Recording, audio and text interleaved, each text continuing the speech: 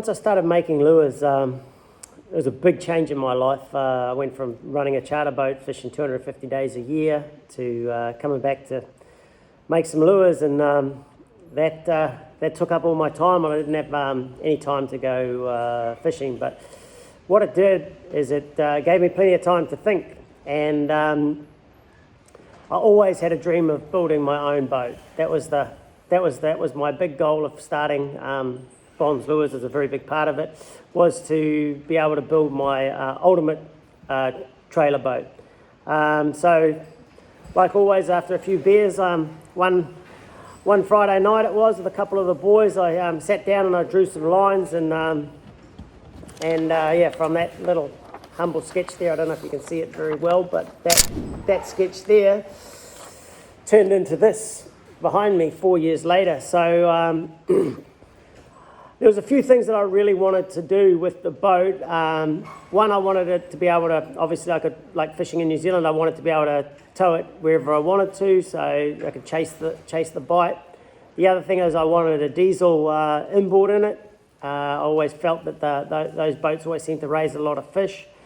And then my other focus on it was, like, I wanted it to be the ultimate, like, lure fishing boat. So that meant most of the time everyone is on the boat, they're sitting and waiting, and that's what you do, marlin fish. You sit there, watch the lures. So a big part of the boat was to do with comfort for the passengers.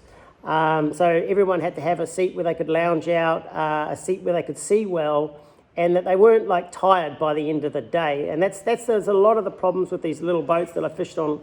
They didn't have much comfort, so that was really high on my priority list of things. And then behind that, the fishability of the boat. You know, there's a few features that I've got on this boat that make it really, really easy to fish, and to fish successfully. And yeah, so behind me here is 4 years of hard work and years of thought. So let's go and have a look. Okay, so the first thing you'll notice about the boat is the actual name of the boat. If you would have watched previous videos, I spoke about fishing in Kona with my old captain, Mike Rand. His boat was called the Spellbound, so naturally I called my boat the Spellbound. After Mike passed away, there's a lot of good memories and a lot of knowledge passed on by that man, so I thought as a great tribute to him, I'd call my boat Spellbound. So that's how the boat got its name for a start. You'll notice the transom on the boat, nice and clean. You'll see a pocket in here where the leg can fold away. Once the leg is down and we're out fishing, that leg sucks right in under the boat there, so you've got absolutely nowhere for the line to catch. Everything's nice and clean and nice and rounded off.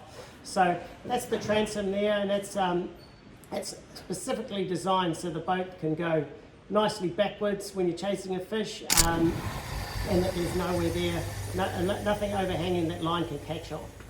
So anyway, let's go and have a look inside the boat.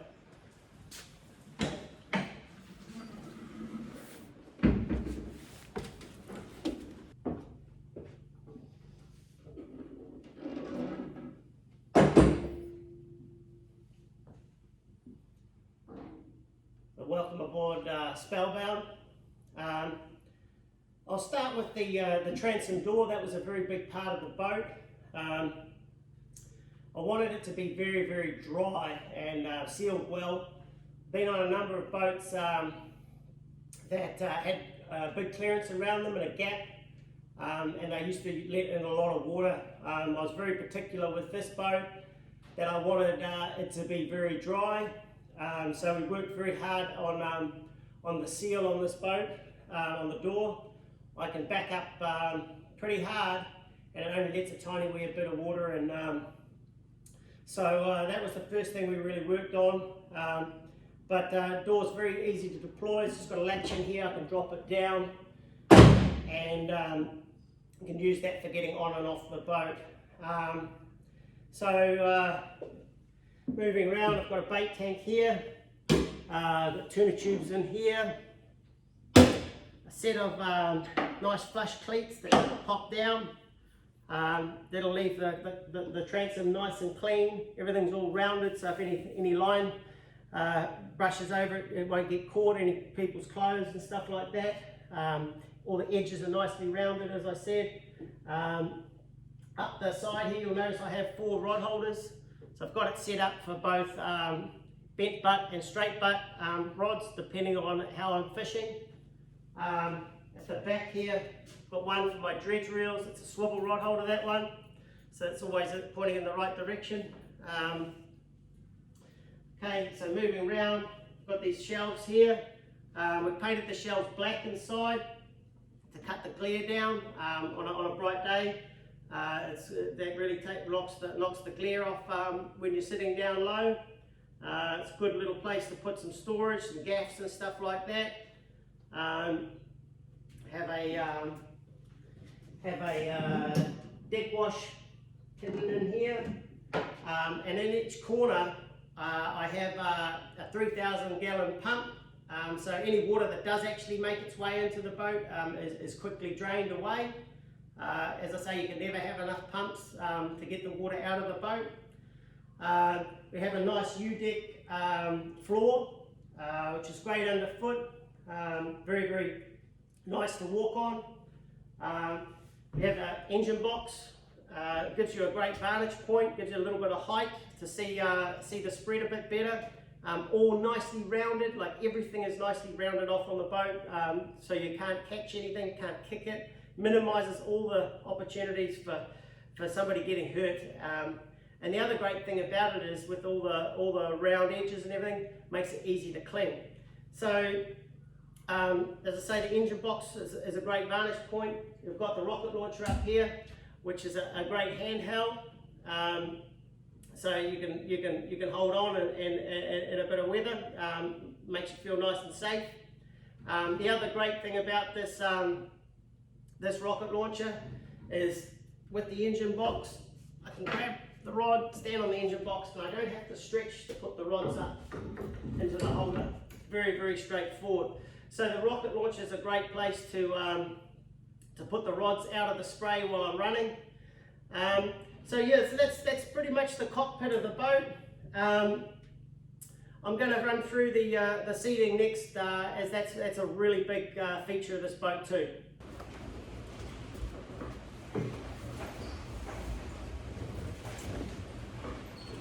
Yes, it's pretty comfortable. It's not a bad spot right here.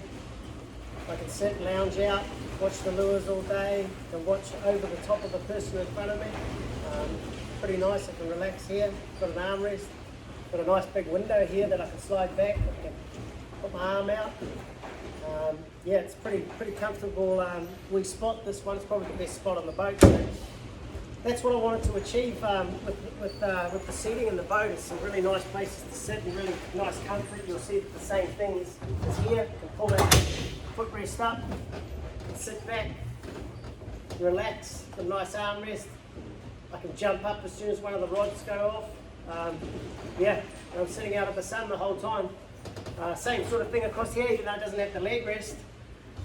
Still a pretty big seat. I can lock myself in the corner here when it's a bit rough. I can touch the floor still, so I've still got really good balance. So there's a lot of thought that went into the seating, and that's for the passengers. That was my biggest thing about the boat, was trying to make it comfortable for everyone that's not fishing.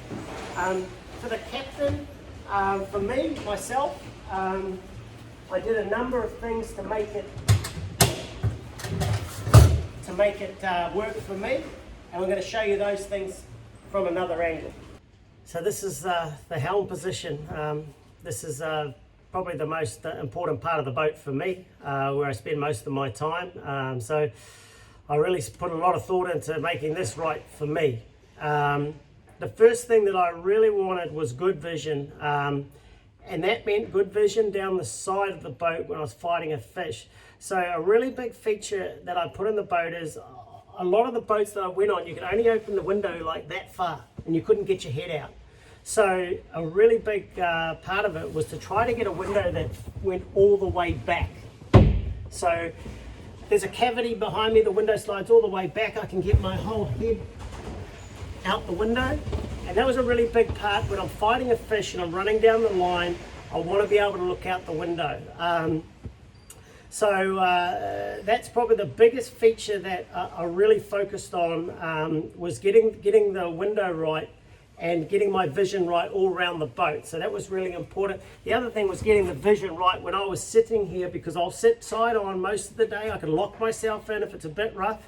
I can turn, I can see all the lures. There's no one below me that is in my way, because that was always a really big pet peeve of mine, is somebody sitting in the way when I can't watch the lures and I can't watch a fish eat. It's very, very important.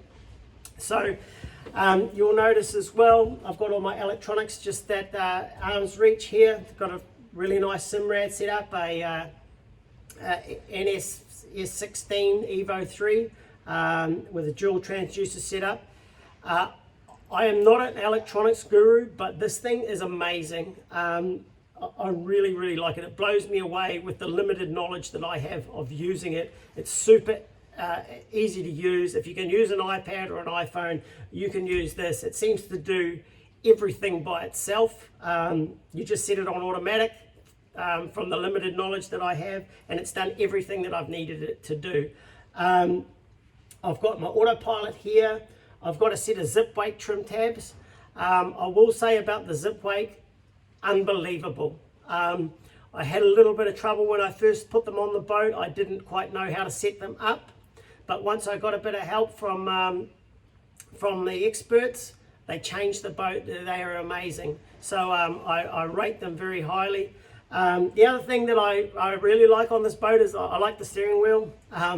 Just because it looks cool, and it has a big thing for me is it has the steering knob on it. I can really throw this boat around with that steering wheel, but I'll be straight up, I picked it because it looked really nice to start with. You'll notice that I have the gear shift right here. It's at a handy position, super easy for me to get to.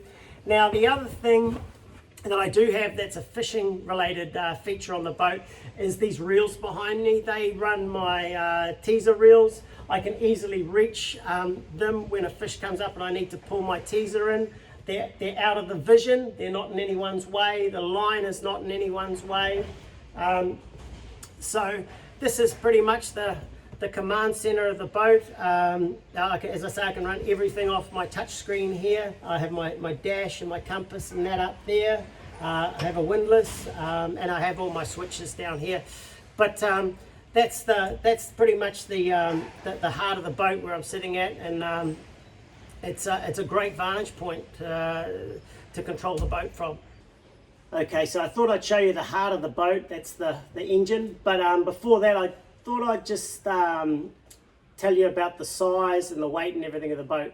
So the boat is 8 meters and it's 8.3 overall with the fair lead. It's 2.65 meters wide, and it weighs just over 3,000 kilos, so 3 tons dry. That's off the trailer and in the water. I have a fuel capacity of 500 litres of diesel. So it gives me a really, really good range. Now, the engine I have here is a Hyundai diesel, 270 horsepower V6. It'll push the boat along at 32 knots, wide open throttle. Gives me a comfortable cruise of 20 to 22 knots, which I can pretty much go anywhere in any sea at that speed. I'm using around 30 litres an hour. I can push that cruising speed to 25 knots when it's nice weather. It's more the boat can handle it, but I can't. I'm using around 35 to 36 litres at that speed. So it gives me a very, very good range with that 500 litres of fuel. Now for trolling, and that's why I wanted to put a diesel engine in my boat. I always had seen good results with boats with trailer boats with diesel inboards in them. They seem to raise a lot of fish. I am trolling at 7.5 to 8 knots with this boat. I'm using 9.5 litres an hour.